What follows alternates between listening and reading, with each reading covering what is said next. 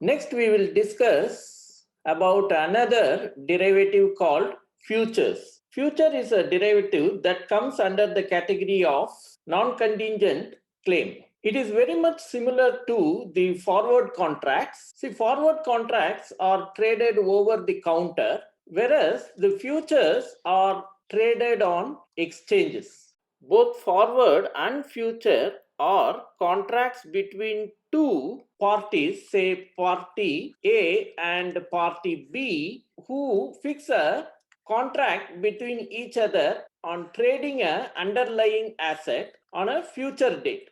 Right? This idea is common to both the forwards and futures. But the difference is the party A and party B will get their contracts settled between each other through a mechanism called over the counter. Either they will have some broker in between and they contact each other through the broker and get this contract done, or they may have a direct contact between them on phone or email and get the contract set. Okay, whereas future is different from the over the counter, means there is an exchange like N.Sc or B.Sc, that is National Stock Exchange or Bombay Stock Exchange in India. So this exchange will act as a mediator between these two people and make the contract between them. The advantage with this idea is that this exchange will act as a regulator, means the party or the party B cannot default the contract. Whereas in the forward, since it is done on a rather non-regulated manner, one of the party A or party B may default if the contract at the expiry is not favorable to them, right? But that risk, which is also called the credit risk or default risk, is not there in future at all. But otherwise, all the other mechanisms are the same. The underlying asset is set to a price called future price. In forward, we call it as forward price, or also called strike price. Usually, we denote it by F of, at the time of the contract, the time is taken to be 0, and the expiration is generally denoted by T. If you recall, for the same parameter, we use the notation capital F comma T for forward. So that's one main difference between forward and future. Otherwise, their underlying idea is same. And another one important difference between forward and future is that the forward is settled at the expiry either by cash transaction or the asset transaction. Whereas in future, the settlements are done through a process called the marking to market concept. Okay, so let us try to understand what is meant by marking to market concept. So you have party A and party B. The underlying asset is quoted the rate f of 0 comma t, the expiration price or the future price. Now what the exchange does is collect some 10% of f of 0 comma t from party A, and similarly 10% of f of 0 comma t from party B. Okay, so this is called the margin deposit. So the exchange will keep the margin deposit collected from party A and party B. Generally, it will be between 5 to 10%, depending on the liquidity in the underlying asset. Okay, so let's take it as 10%. Exchange collects this and keep it with it, called margin deposit. And at the time of the contract initiated, let us call this as t equal to 0. Now at the end of every day, okay, of course the strike price changes. In fact, it changes every moment during the trading time. At the, say, next day, say f of 1 comma capital T is the strike price of the future of the same asset on the same expiry date.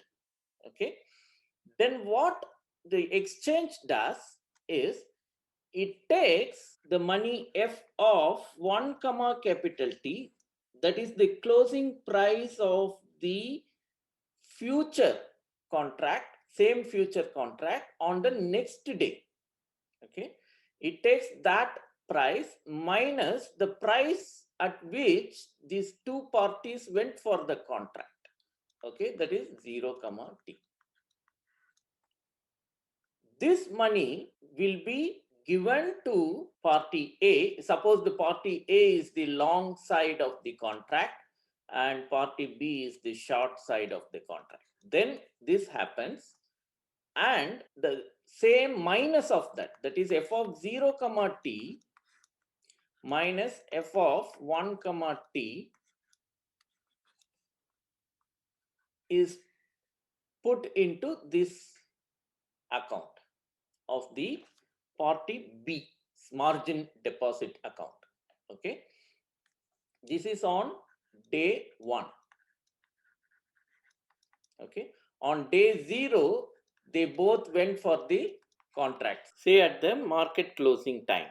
Contract initiated day 1, these two happens. Okay, so if this is positive, it means this is negative, right? If this is positive, then this is negative. It means the money from margin deposit of part B is given to part A.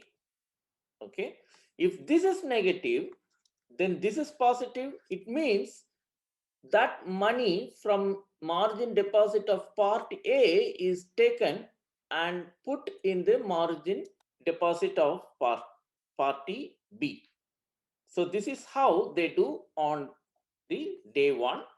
On day 2, what happens? Similarly, on day 2, again, when the market opens, it opens with some strike price, not necessarily f of 1 comma t. It opens at some strike price and it changes every moment during the trading time. At the end of the day, say the future with the same expiry date closed with the strike price, say it is denoted by f of 2 comma t, then again f of 2 comma t minus the previous day, because it is set to the previous. What is the idea behind this is, initially you initiated the contract with this price and the exchange at the end of first day set it to this price. Therefore, according to this settlement, your current strike price of your contract is F1, not this. Okay, therefore you have to minus it by F1 comma T. Okay, F of 0 comma T is gone. Okay, on the first day when the money is adjusted in both the deposits, the difference in the price is adjusted in the deposits, that is the marginal deposit. Therefore, your new strike price is set to f of 1 comma capital T. Therefore, this is the money given to party A, and equivalently this money has been given to party B. Okay, means what? If this is positive, if this amount is positive, it means party B's margin deposit is removed, is debited this much amount, and that amount is credited into margin deposit of party A. On the other hand, if this is negative, then that money is debited from party A's margin deposit and credited into party B's margin deposit. Like that, it goes on. Then day 3, you take the closing price of strike price of the future. Again, f of 3 comma capital T minus f of 1 comma capital T went off. Therefore, your present strike price of the contract is this. That you will be transacting in the party A's margin account, and similarly 2 comma capital T minus f of 3 comma capital T is transacted from the party B's account. Like that it goes on. Okay, How long it goes? Either till expiration date, or one of the party exits the position, then this process is stopped for that party. The other party who has not exited will continue this process. Maybe its counterpart may be somebody else, say part C. Okay, so it goes on like that. So in this, when you remove money from margin deposit and put into the other deposit, obviously one deposit is getting decreased, other gets increased. If the future price is one-sided, like either it is always increasing for some time or it is always decreasing for some days, then one of the margin deposit account may go lesser and lesser day by day, right? Because you are always taking money from it because the price is one-sided. In that case, the margin deposit amount may go less than certain percentage, okay, say 5%. Then your exchange will ask that party, say for instance, if B is always losing because the asset future price is always increasing, then since party B is a short position, so he will be always losing the money, and therefore his margin deposit will always be decreasing day by day.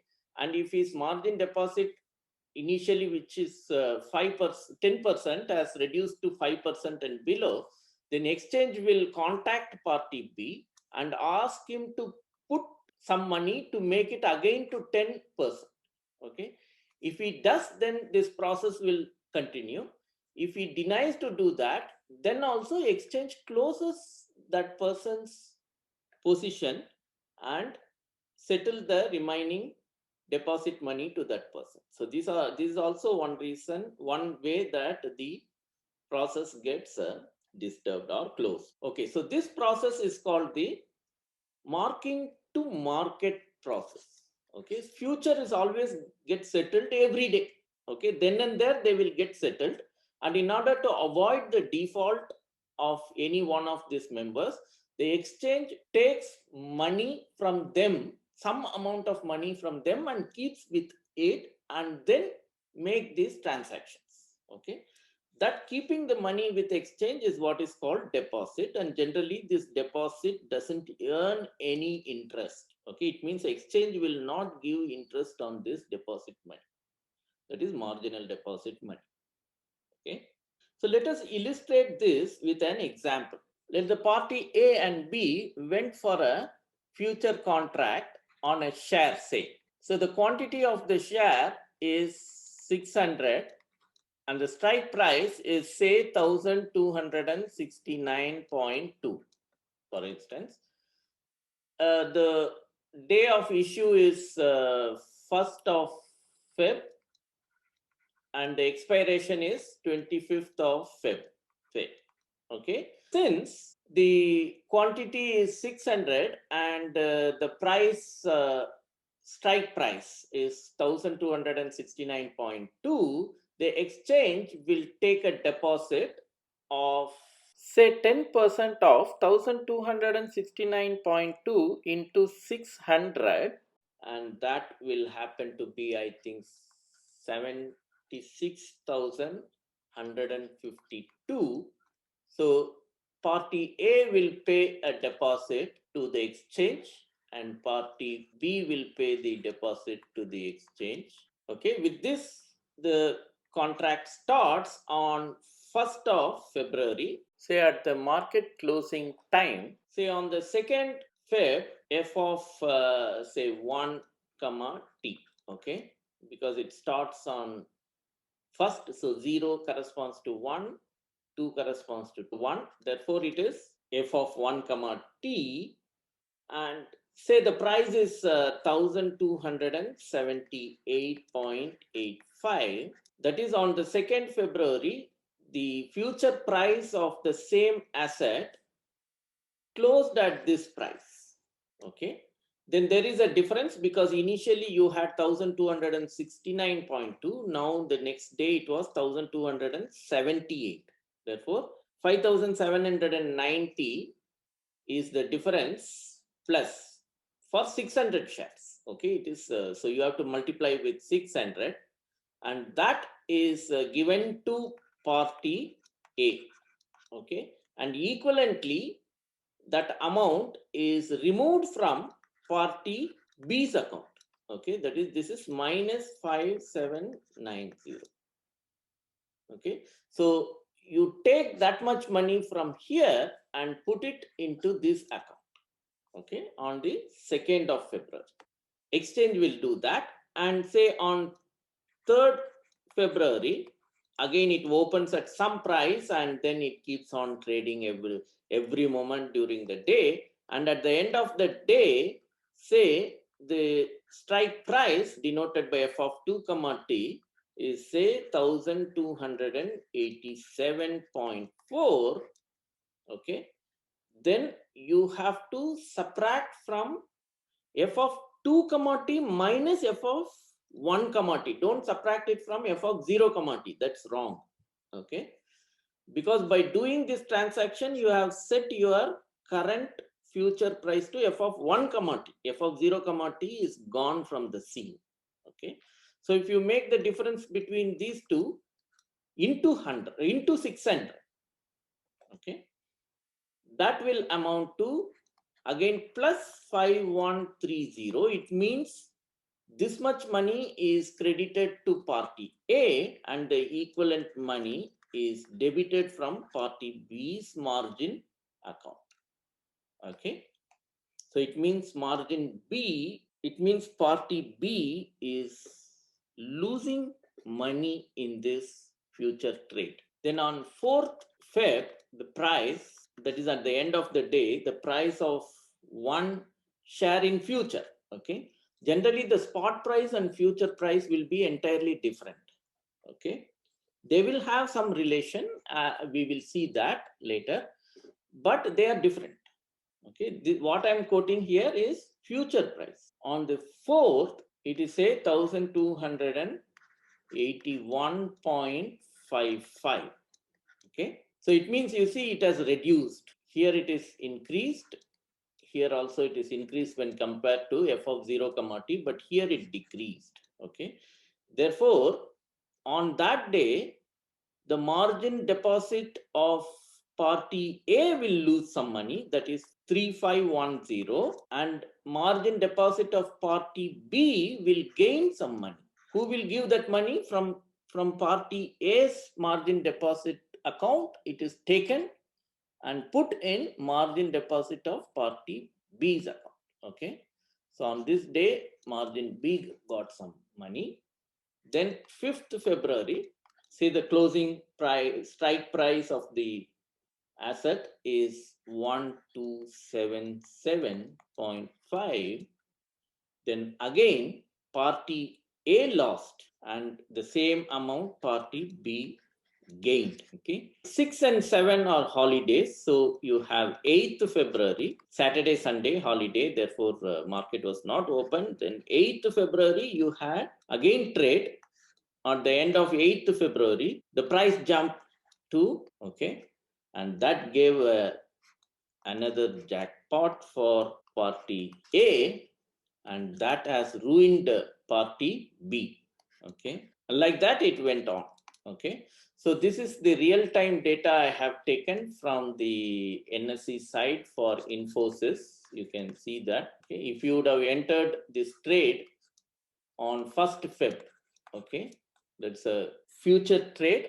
If you would have entered as a long, you would have gained money like party A. If you would have entered as short, you would have lost money like party B. Okay, what it means? If you would have had a contract where you will buy 600 shares, if you would have put the contract like that, I will buy 600 shares from somebody, okay, at the rate of this, it means you entered as a long position because you contracted as a buyer there. Okay, it's a long position. Whereas if you would have contracted by saying that I will sell 600, okay, then you would have taken a short position. Okay, then your margin account would have lost money like this, where if you would have taken a long position, you would have increased like this. Suppose party A thought, okay, let me close this position, okay, then what party A will do is party A on 9th February morning will again look for a contract, future contract, where party A will accept to sell 600 shares. Okay, whatever may be on that day, 5 f of 6 comma 6 comma t. That it's not the end of the day. I should not put 6 comma t. So some price, because after the market opens, any time during the trading day, party A may choose to exit the position. The moment party A decide to exit the contract, the party A will simply initiate a contract where it will party A will write that I will sell 600 shares for whatever price at that time the future market is offering.